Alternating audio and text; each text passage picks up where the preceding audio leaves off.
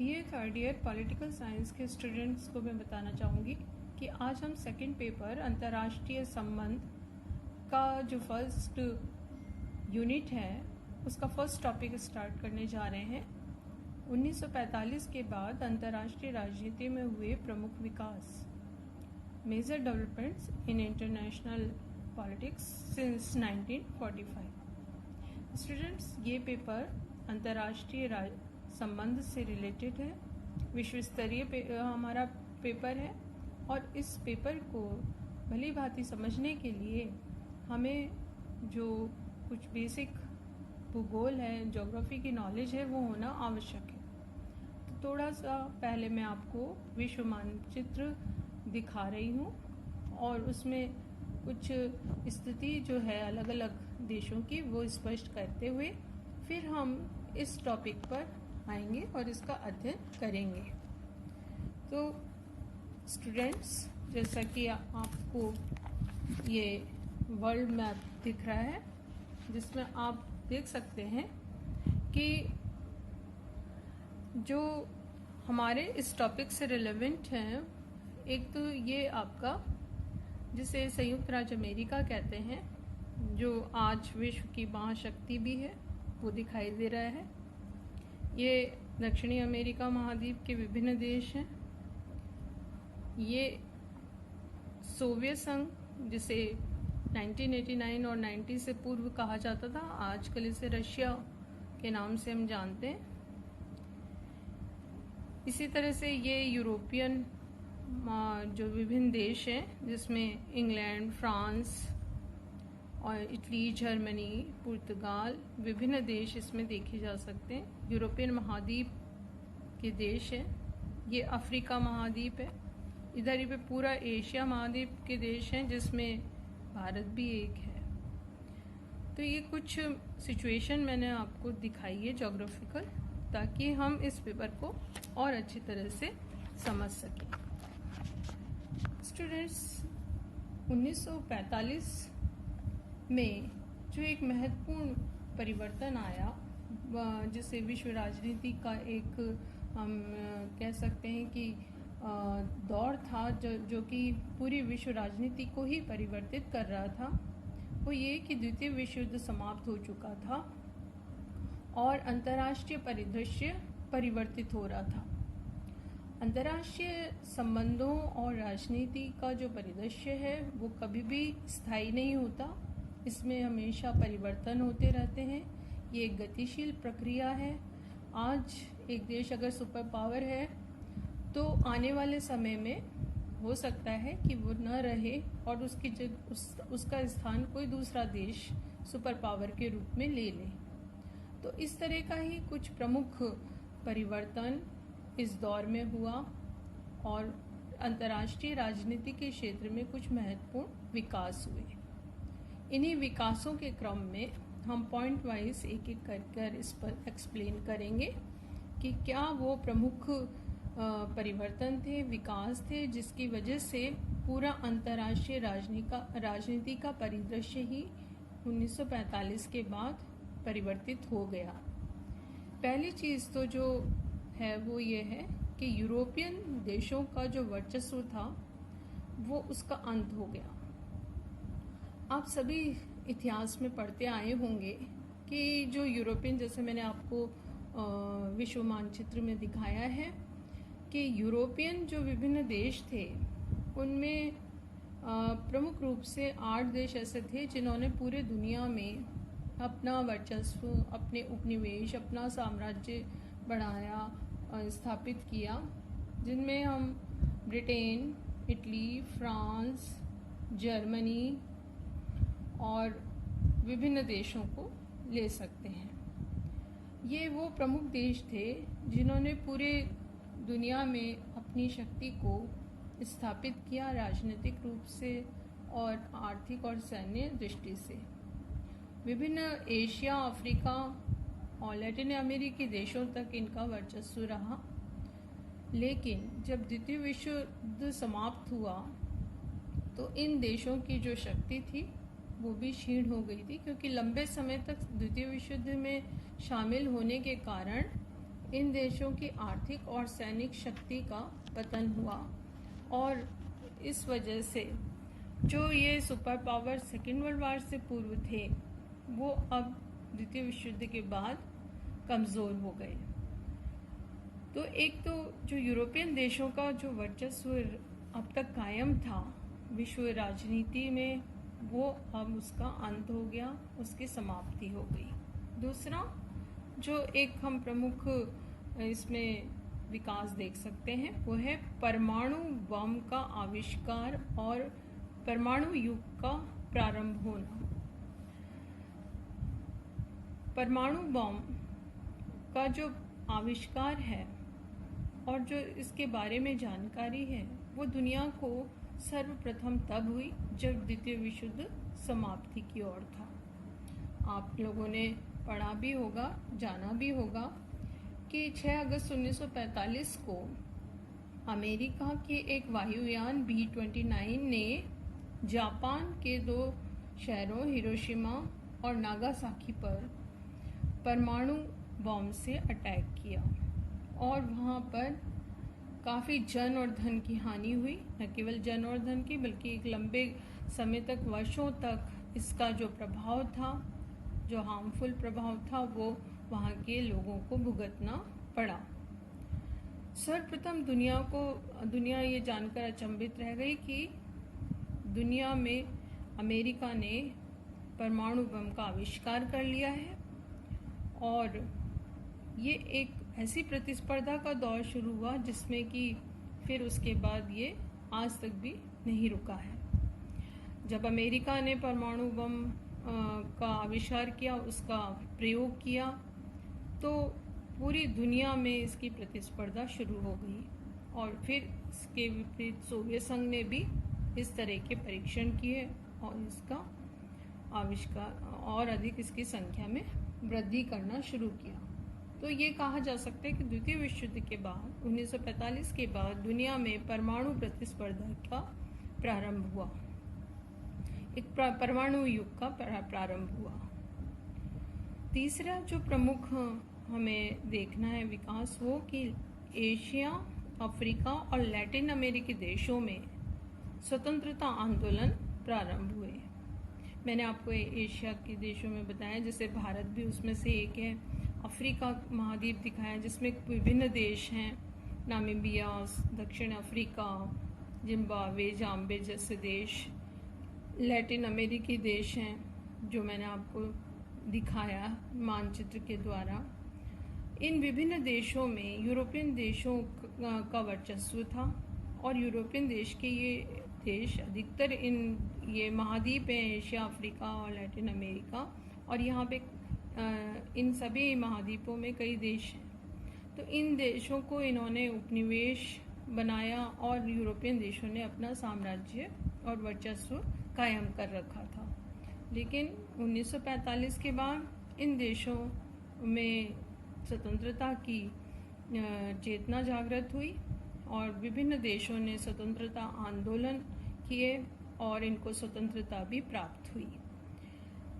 आप जैसा जानते ही हैं कि भारत में भी इस दौर में स्वतंत्रता आंदोलन हुए थे और 15 अगस्त 1947 को हम भी आज़ाद हुए थे ब्रिटिश हुकूमत से। तो धीरे धीरे 1945 के बाद देखते हैं कि विश्व के में नवीन स्वतंत्र और संप्रभु देशों का उदय होने लगा और इनकी संख्या बढ़ने लगी। ये एक दौर था जिसमें कि विभिन्न देश स्वतंत्रता आंदोलन की ओर अग्रसर थे और उनको स्वतंत्रता प्राप्त भी हो रही थी और वो संप्रभु देशों के रूप में उदित हो रहे थे। एक और जो विकास का हम क्रम देखते हैं वो है साम्यवादी विचारधारा का प्रभाव और विस्तार। ये अमेरिका की विचारधारा नहीं थी, ये थी सोवियत संघ की विचारधारा। लेनिन वहाँ एक प्रसिद्ध नेता हुए हैं जिन्होंने कि कार्ल मार्क्स की थ्योरी को आधार बनाते हुए साम्यवादी क्रांति की थी 1917 में और उसके द्वारा सोवियत संघ में साम्यवादी विचारधारा और साम्यवादी शासन का उदय हुआ। और ये विचारधारा अमेरिकी विचारधारा से बिल्कुल प्रतिकूल थी, विपरीत थी, और इस साम्यवादी विचारधारा को बढ़ावा देने के लिए सोवियत संघ अग्रसर था और उसका प्रभाव भी बढ़ाना चाहता था, और वो ये चाहता था कि विश्व के विभिन्न देशों में साम्यवादी विचारधारा का विस्तार हो और सभी विश्व के देश साम्यवादी हो जाएं। तो इस दौर में हम ये प्रतिस्पर्धा भी देखते हैं, वो थी विचारधारागत प्रतिस्पर्धा। एक तरफ अगर हम सोवियत संघ की विचारधारा को अगर हम साम्यवादी विचारधारा के रूप में देख रहे हैं, तो संयुक्त राज्य अमेरिका की विचारधारा पूंजीवादी विचारधारा थी। तो दोनों ही विचारधाराओं में प्रतिस्पर्धा का जो दौर था वो भी इस युग में देखा जाता है, और इसी क्रम में सोवियत संघ निरंतर ये प्रयास कर रहा था कि विश्व में साम्यवादी विचारधारा का प्रभाव भी बढ़े और उसका अधिक से अधिक विस्तार हो, विभिन्न देश इस विचारधारा को अपनाकर और उसी प्रकार की व्यवस्था स्थापित करें। इसी काल में, इसी दौर में हम देखते हैं कि द्वितीय विश्व युद्ध के बाद संयुक्त राज्य अमेरिका और सोवियत संघ, ये दो महाशक्तियों का उदय हुआ। जैसा हम बता ही चुके हैं कि यूरोपियन देश जो शक्तिशाली देश हुआ करते थे, उनका वर्चस्व खत्म हो चुका था, क्योंकि वो सैनिक आर्थिक दृष्टि से शक्तिहीन हो चुके थे, काफ़ी लंबे समय से युद्ध में शामिल थे, द्वितीय विश्व युद्ध में। तो अब इनकी जगह दो महाशक्तियों ने ले ली थी। 1945 के बाद विश्व में दो महाशक्तियों का उदय हुआ। एक तरफ था संयुक्त राज्य अमेरिका, जैसा मैंने आपको वर्ल्ड मैप में दिखाया है, और दूसरा था सोवियत संघ। संयुक्त राज्य अमेरिका और सोवियत संघ में वैचारिक तो प्रतिस्पर्धा थी ही, लेकिन इसके साथ साथ दोनों में सैन्य गुटबंदी की प्रतिस्पर्धा भी इस युग में प्रारंभ हुई। दोनों देश अपने अपने सैन्य गुट बनाने लगे। संयुक्त राज्य अमेरिका ने भी सैन्य गुट का निर्माण किया, और अगर अमेरिका कर रहा था तो इसके साथ ही सोवियत संघ भी इससे पीछे नहीं रहना चाहता था। तो 1949 में अमेरिका ने नाटो सैन्य संगठन का निर्माण किया। उसके बाद 1954 में सीटो, सोवियत संघ ने वार्सा पैक्ट जैसे सैन्य संगठन का निर्माण किया, सेंटो जैसे सैन्य संधियां हुई। तो ये जो दौर था, इसमें हम देखते हैं कि एक तरफ परमाणु जो बम हैं उसका वर्चस्व बढ़ा, दूसरी तरफ शस्त्रों को बढ़ाने का जो एक प्रतिस्पर्धा थी वो शुरू हुई। सैन्य गुटबंदी की जो प्रतिस्पर्धा थी वो हम इस युग में देखते हैं। तो ये वो विकास अंतर्राष्ट्रीय राजनीति का दौर था जिसमें कि दोनों महाशक्तियाँ बराबर की शक्तिशाली देश थे, और दोनों में सैन्य गुटबंदी की नीति का प्रयोग किया जा रहा था। ये जो पूरी स्थिति थी अंतर्राष्ट्रीय परिदृश्य की, हम देखते हैं कि उसकी वजह से दुनिया में शीत युद्ध या वाक युद्ध, जिसे इंग्लिश में कोल्ड वार भी कहा जाता है, इसका प्रारंभ हुआ। और ये ऐसी स्थिति थी, ऐसा वातावरण था विश्व स्तर पर कि युद्ध नहीं हो रहा था, वास्तविक युद्ध नहीं था, गर्म युद्ध या हॉट वार की स्थिति नहीं थी, जिसमें सेनाएं आमने सामने नहीं थी, शस्त्रों से सैनिकों से लड़ा जाने वाला युद्ध नहीं हो रहा था, लेकिन इतना अधिक दुनिया में तनाव की स्थिति थी, क्योंकि ये दोनों ही महाशक्तिशाली देश एक दूसरे की आलोचना, एक दूसरे के ऊपर आरोप प्रत्यारोप लगा रहे थे, एक दूसरे के खिलाफ सैन्य गुटबंदी की नीति अपना रहे थे, एक दूसरे के खिलाफ प्रचार कर रहे थे। इस समय दोनों देशों ने वैचारिक मतभेद थे और प्रतिस्पर्धा थी। तो ये जो पूरा वातावरण था वो युद्धमय था और युद्ध से कम नहीं था। तो जो वैचारिक आधार पर मतभेद थे और जो प्रतिद्वंदिता और तनाव था, उसके कारण जो वातावरण बना उसको शीत युद्ध या वाक युद्ध भी इसको कहते हैं, या कोल्ड वार की स्थिति को हम निरंतर विकसित होते हुए देख सकते हैं। तो एक प्रमुख विकास का क्रम ये भी रहा कि शीत युद्ध का प्रारंभ हुआ। एक और जो अंतर्राष्ट्रीय राजनीति में प्रमुख विकास 1945 के बाद देखने को मिलता है वो है गुटनिरपेक्षता की नीति की शुरुआत। जैसा कि हमने देखा कि एशिया, अफ्रीका, लैटिन अमेरिका के विभिन्न देश स्वतंत्र हो रहे थे, संप्रभु देशों का उदय हो रहा था। तो जो नए नए स्वतंत्र देश थे, जिन्हें नव स्वतंत्र देश कहते हैं या तृतीय विश्व के देश, थर्ड वर्ल्ड कंट्रीज़ के नाम से जाना जाता है, इन देशों के सामने एक समस्या ये थी कि वो अभी नए नए स्वतंत्र हुए हैं, किसी के गुलाम वापस नहीं होना चाहते थे, राजनीतिक रूप से स्वतंत्र हो चुके थे, लेकिन आर्थिक या अन्य दृष्टि से या सैन्य गुटबंदी में शामिल होकर वह किसी भी देश के अधीन नहीं बनना चाहते थे।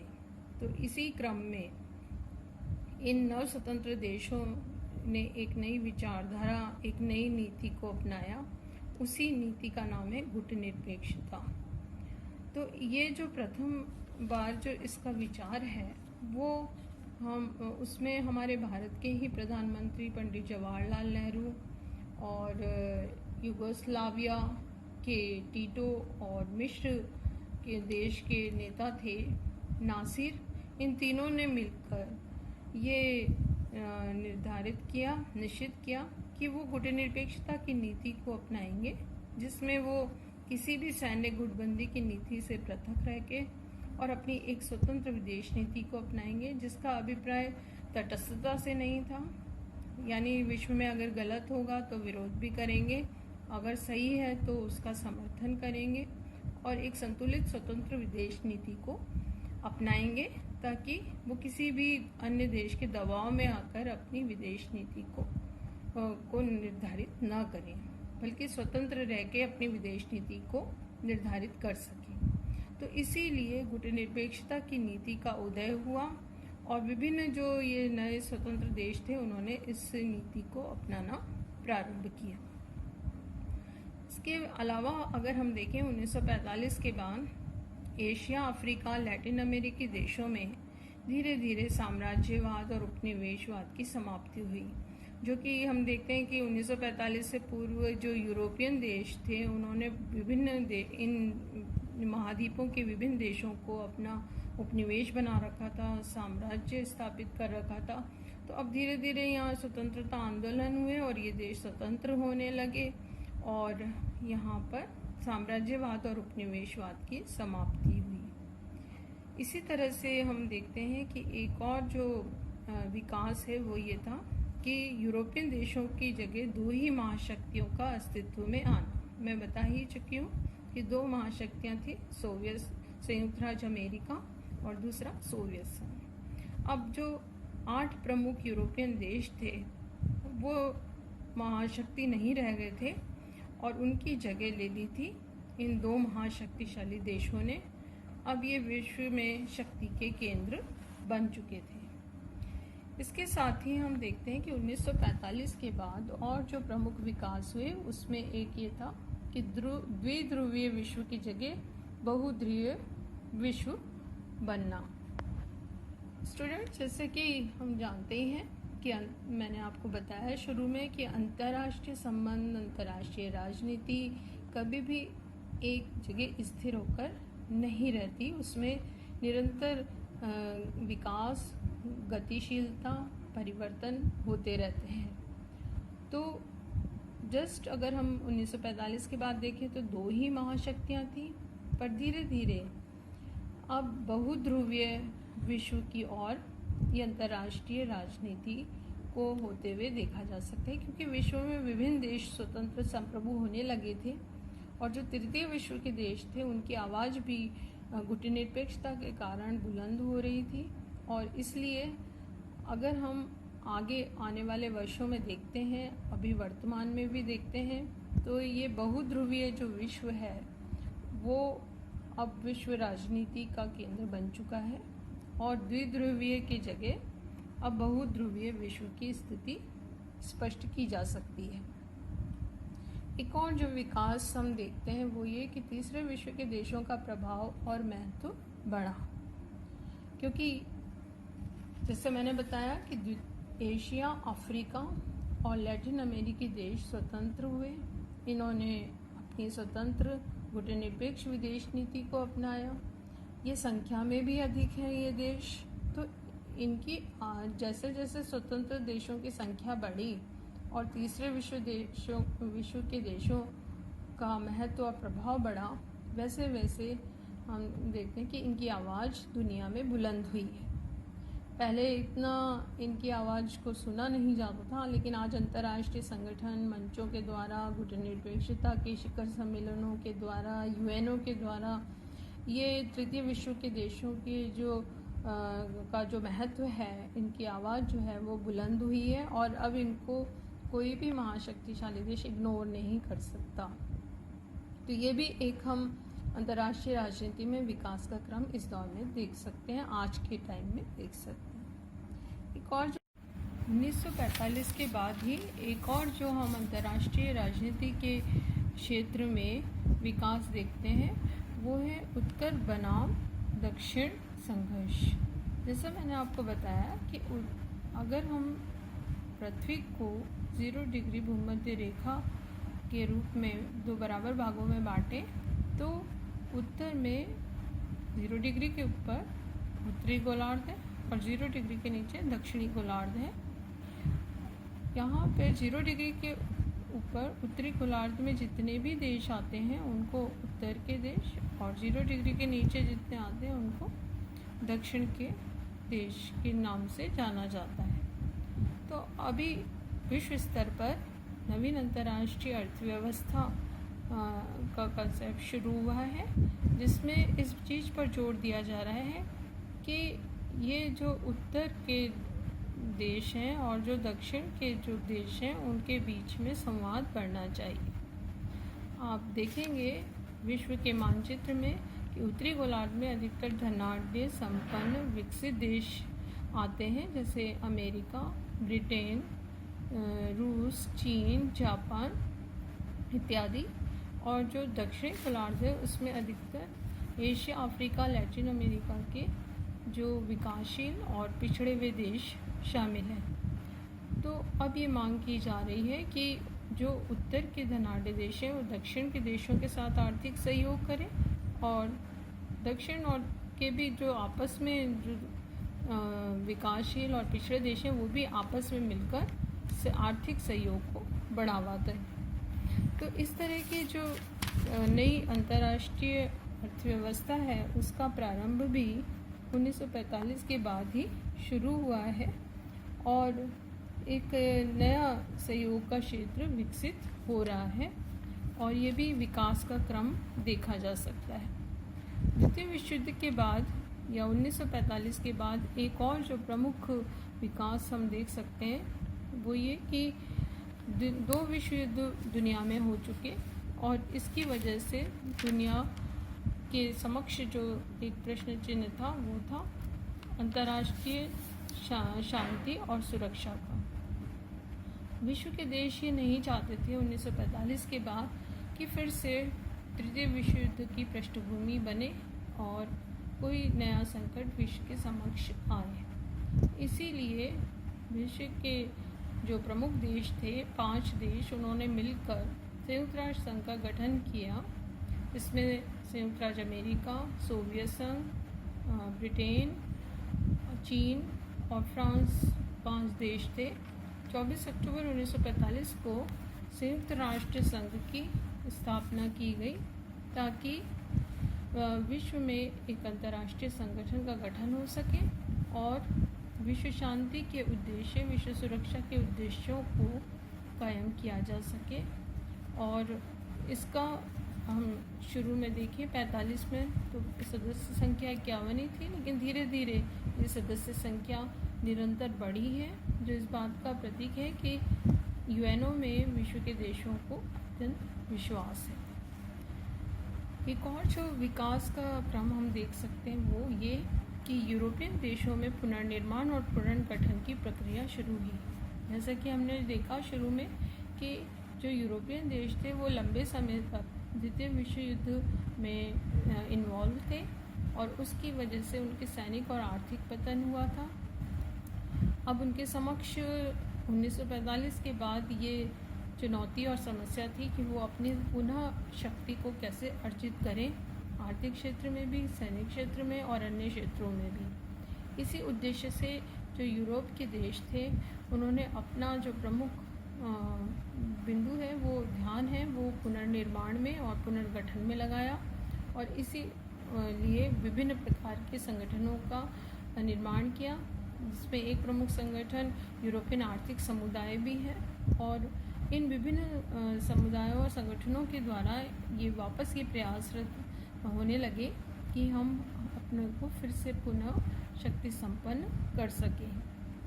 एक और जो इसी 45 के बाद विकास को हम अंतर्राष्ट्रीय राजनीति के क्षेत्र में देख सकते हैं, वो था एशियाई देशों का उदय और पुनरुत्थान हुआ। एशिया के वे देश जो उपनिवेशवाद, साम्राज्यवाद, रंगभेद जैसी समस्याओं से ग्रस्त थे, उनके शिकार थे। इन देशों में स्वतंत्रता आंदोलन और जागृति प्रारंभ हो चुकी थी। राष्ट्रीय आंदोलन को सफल बनाया जा रहा था। नए नए स्वतंत्र देश जो है अपने को नए शासन व्यवस्था के रूप में स्थापित कर रहे थे। इन एशियाई देशों का उदय हुआ और उनके पुनरुत्थान के लिए भी इस दौर में हम प्रयास देख सकते हैं। इसी क्रम में हम देखें तो अफ्रीका महाद्वीप के विभिन्न देशों में भी स्वतंत्रता की चेतना का विकास हुआ, और जिसमें हम दक्षिण अफ्रीका, जहाँ के नेता नेल्सन मंडेला थे, जिन्होंने वहाँ की स्वतंत्रता के लिए प्रयास किया। इसी तरह से नामीबिया, विभिन्न देशों को भी धीरे धीरे स्वतंत्रता प्राप्त हुई। इन देशों का स्वतंत्र देश के संप्रभु देश के रूप में उदय हुआ और इनका उत्थान, इनके विकास के लिए प्रयास निरंतर होने लगे और हो भी रहे। इसके साथ ही ये वो समय हम देख सकते हैं 45 के बाद, जो कि एक आतंक के युग का सूत्रपात भी करता है, क्योंकि द्वितीय विश्व युद्ध से पूर्व जो भी युद्ध हो रहे थे, इवन द्वितीय विश्व युद्ध में भी जितने शस्त्रों का प्रयोग किया गया वो इतने घातक नहीं थे। लेकिन जब द्वितीय विश्व की समाप्ति हुई और परमाणु बम का प्रयोग किया गया अमेरिका द्वारा जापान के विरुद्ध, तो विश्व के सामने एक बहुत बड़ी चुनौती और तनाव और चिंता का विषय ये हो गया कि अब वे घातक शस्त्र बन चुके हैं जिससे दुनिया समाप्त हो सकती है। और न केवल परमाणु बल्कि रासायनिक और जैविक जो हथियार हैं वो भी उनकी भी प्रतिस्पर्धा हम इस युग में देखते हैं। तो इसकी वजह से आज अगर हम 45 के बाद से लेके आज तक का निरंतर अगर हम देखें तो उसको एक आतंक के युग के रूप में भी देखा जा सकता है। आतंकवादी गतिविधियां भी उसमें आती हैं और साथ ही वे शस्त्र भी जो कि पूरी मानव जाति के लिए ही काफ़ी घातक हो सकते हैं।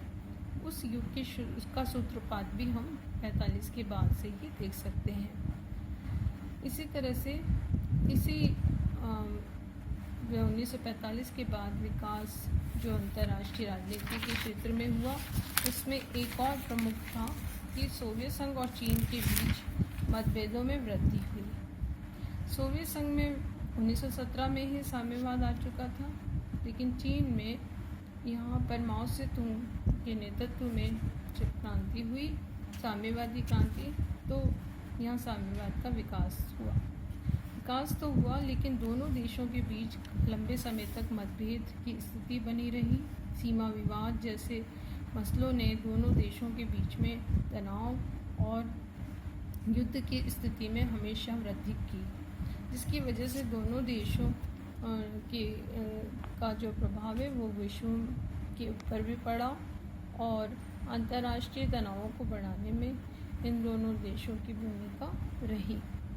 तो ये जो विभिन्न ऐसे बिंदु हैं जिनको हम स्पष्ट करते हुए ये देख सकते हैं कि 1945 के बाद अंतर्राष्ट्रीय राजनीति की जो स्थिति थी वो निरंतर परिवर्तित होती गई और इसने विश्व राजनीति को प्रभावित किया।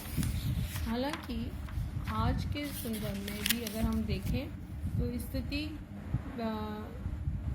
काफ़ी बदल चुकी है, लेकिन वो तनाव और युद्ध और शस्त्रों का जो प्रभाव है वो क्या दुनिया को दुनिया के लिए घातक सिद्ध हो सकता है, ये अभी भी कम नहीं हुआ है। समीकरण विश्व राजनीति के बदल चुके हैं, क्योंकि 1989 और 90 में तक आते आते सोवियत संघ महाशक्ति के रूप में ख़त्म हो गया, और अब उसके बाद 1990 के बाद पूरे विश्व स्तर पर केवल एक ही महाशक्ति है, और वो संयुक्त राज्य अमेरिका है।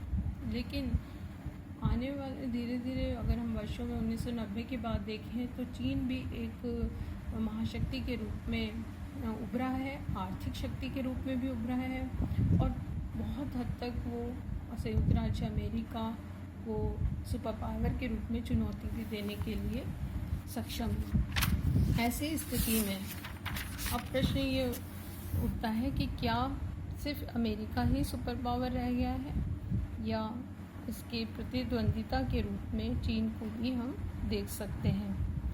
आज के समय में, इस समय यदि हम देखें तो जो कोरोना महामारी है वो भी एक जैविक आक्रमण के रूप में देखा जा रहा है।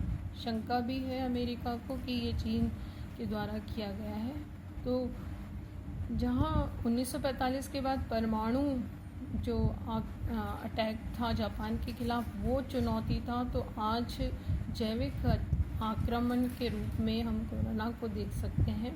और अगर ये है सही है तो अमेरिका के लिए चीन भी एक चुनौती के रूप में है, और वो एक सुपर पावर के रूप में भी आर्थिक रूप से तो है ही, सैनिक दृष्टि से भी उभर कर आ रहा है।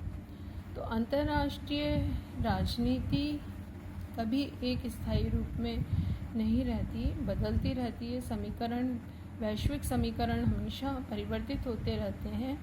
तो आने वाला वक्त बताएगा कि अब अंतर्राष्ट्रीय राजनीति कैसी होगी, और इसमें कोई परिवर्तन होगा या नहीं, या सुपर पावर का जो स्थिति है वो आने वाले समय में किस प्रकार से होगी और कैसे परिवर्तित होगी या नहीं होगी, ये हम आने वाले भविष्य में ही देख पाएंगे।